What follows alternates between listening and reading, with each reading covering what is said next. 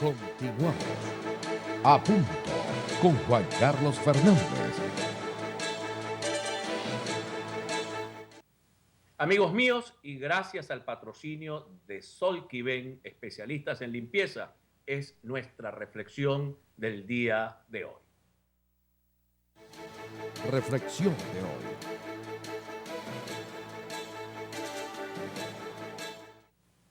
Yo creo, mis queridos amigos, que hay un interesante debate hoy en Venezuela sobre el 23 de enero del año 1958.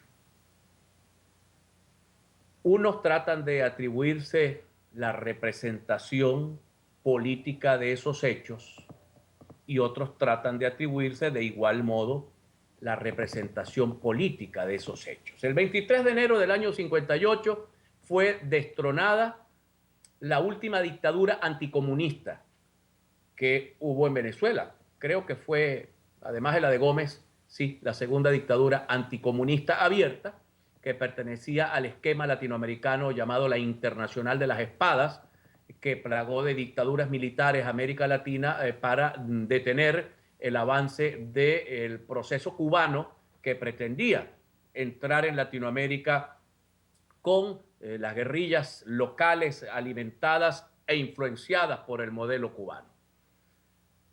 Ciertamente la dictadura de Marcos Pérez Jiménez, en términos gubernamentales, en términos de gestión pública, en términos de lo que se llamó una dictadura desarrollista, no fue un mal gobierno. Grandes obras de infraestructura se construyeron bajo el gobierno de Marcos Pérez Jiménez. Había un nivel de empleo aparentemente aceptable. Había un nivel de seguridad en las calles. La gente decía que se podía dormir con las puertas abiertas, pero no había libertad. No había eso que llamamos democracia. Había una república gobernada por un dictador que hacía lo que él creía que había que hacer y se robaba las elecciones. Se robó el plebiscito que gana el señor Jovito Villalba de URD y logró diezmar a buena parte de la oposición venezolana. Los venezolanos de esa época le atribuyeron mayor valor a la libertad que a la seguridad. Le atribuyeron mayor valor a la alternancia en el poder, ergo el modelo democrático, que a la construcción de infraestructura, de autopistas o de edificios. Los venezolanos de aquella época decidieron por ese camino. Hoy, los venezolanos de esta época, donde estamos viviendo la primera dictadura procomunista que ha vivido Venezuela, y cuando me refiero a dictadura, hago la aclaratoria, no estoy llamando al gobierno criminal, ni asesino, ni nada de eso, que no lo es. Estoy diciendo que dictadura es aquel sistema de gobierno donde un solo hombre controla todos los poderes. Eso es lo que dice el diccionario de la Real Academia, por lo tanto yo no tengo duda en la conceptualización. Aunque hayan quienes definan dictadura de un modo u otro, pues nos tenemos que, por Dios, apegar a la norma del diccionario de la Real Academia Española, porque si no, entonces estamos disparatando o haciendo disparates con el lenguaje. Hoy tenemos exactamente eso y la diferencia es abismal. Marcos Pérez Jiménez construyó los edificios del 23 de enero, la autopista Caracas-La Guaira, construyó autopistas por todo el país y hospitales, y la dictadura comunista, que es esa es la dictadura de la derecha, la dictadura comunista que es esta, pues poco es lo que construye y mucho es lo que se pierde, mucho es lo que se dilapida, mucho es lo que se va por la cañería de la corrupción. Pero quiero decir una cosa, yo no apoyo a ninguna de las dos. Yo creo y es lo que quiero transmitir a ustedes hoy, yo creo en el sistema republicano, en el sistema de libertades públicas. La democracia es solo un pedacito. En Venezuela todo se lo ha tragado la democracia y eso no es bueno. La democracia es el sistema que te permite la alternancia en el poder. La república es el sistema que soporta la libertad de los hombres, el derecho a vivir libre y a ser absolutamente libre, evidentemente bajo la referencia de que el respeto al derecho ajeno es la paz, como bien decía Benito Juárez. Entonces, con la caída de Marcos Pérez Jiménez, el grupo de partidos que tomaron el poder cometieron quizás un error, que fue dejar a la izquierda fuera de la institucionalidad, de la legalidad democrática, y eso provocó la radicalización de esos sectores y el nacimiento de la guerrilla y luego el apoyo con la guerrilla castrocomunista. Quizá si se hubiesen incorporado al Parlamento como lo hicieron en el año 1968, con todas sus garantías cubiertas, con una constitución bien blindada que impidiera que esa izquierda nos llevara al modelo comunista, bueno, en la República pudiésemos haber vivido todos.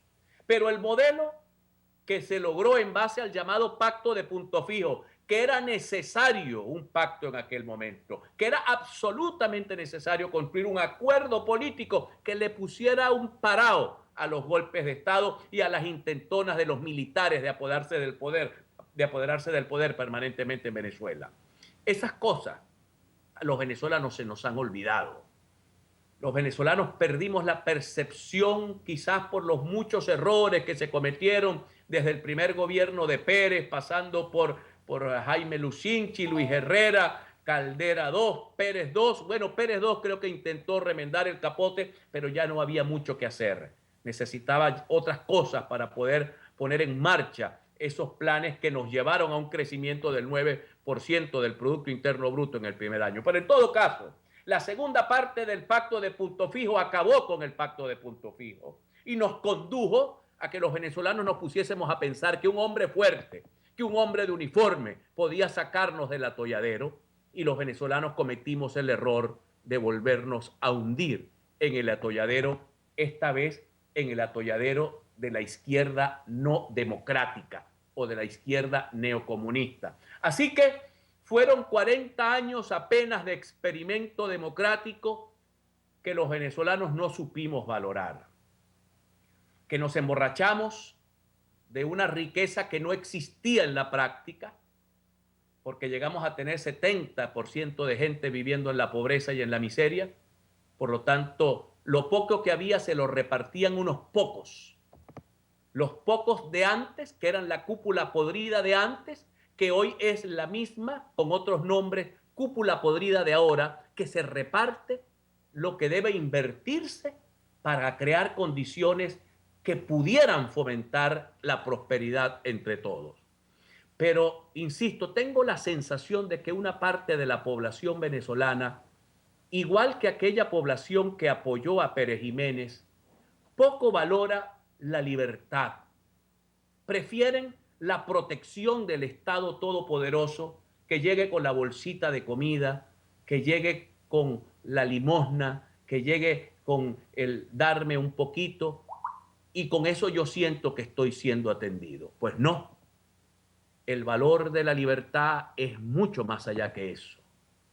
El valor de la libertad es escoger de tu vida la mayor potencialidad, desarrollarla tú mismo con el apoyo de una educación, de un complejo y buen sistema de servicios públicos que te permita a ti, solito con las estrellas, lograr tus éxitos mediante la planificación, luego mediante la disciplina, luego mediante el estudio, luego mediante el ahorro, luego entendiendo que solo las cosas a las cuales se le dedica tiempo y trabajo son las cosas que nos van a conducir lejos en la vida, tanto en lo espiritual como en lo material. Pero los venezolanos decidimos por el cortoplacismo. Muchos, no digo todos, muchos decidimos por el cortoplacismo y seguimos decidiendo por el cortoplacismo. Hoy estamos hundidos en la peor de las crisis económicas que ha vivido Venezuela. Ni siquiera comparable con la crisis económica que se vivió en el primer gobierno o en la primera parte del segundo gobierno de Pérez, donde la inflación era pavorosa, pero era una crisis sistémica de toda América Latina, la crisis de las privatizaciones equivocadas que hubo allí, de todo ese problema que se generó. Pero ahora Venezuela es un abismo dentro de una serie de países prósperos. Los vecinos, Colombia, Brasil, son prósperos. Brasil, el Caribe es próspero. Perú, Chile, Colombia, Ecuador, hasta la propia Bolivia tienen niveles de prosperidad. ¿Por qué Venezuela está hundido en la oscurana?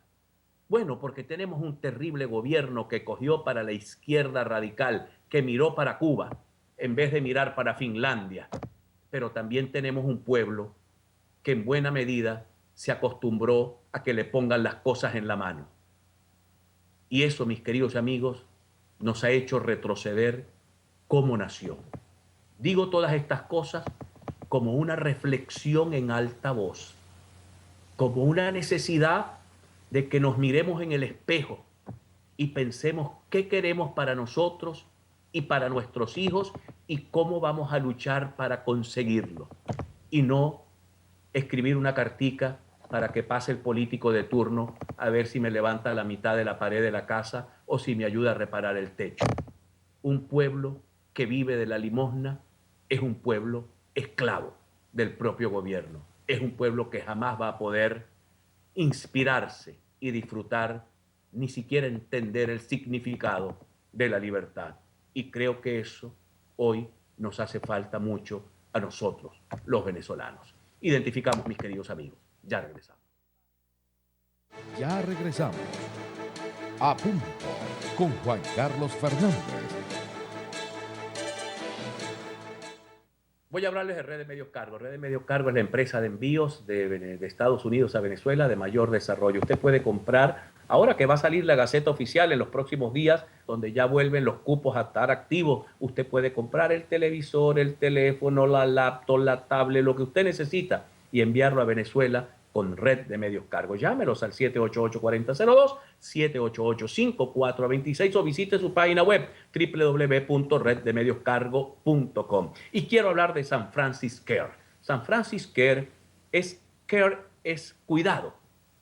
Los cuidados de San Francisco es un grupo de salud que está en el sur de la Florida, que entiende que en Venezuela hay problemas con los medicamentos, problemas para comprar una cama clínica, una silla de ruedas para un anciano que él necesite para que todas sus necesidades se le cubran en la silla de ruedas. Eso lo tiene usted a su disposición con la gente de San Francis Care. Escríbales al correo electrónico que aparece en este momento en pantalla o llame al número telefónico que aparece allí, marcando el 01, porque es una llamada a los Estados Unidos. Usted puede encontrar el medicamento que necesita, la silla de rueda para su abuelo, para su padre que está enfermo, que necesita una silla de rueda permanente, una cama para un enfermo, colchones antiescaras, todas esas cosas que escasean en Venezuela. San Francis Care, a su servicio.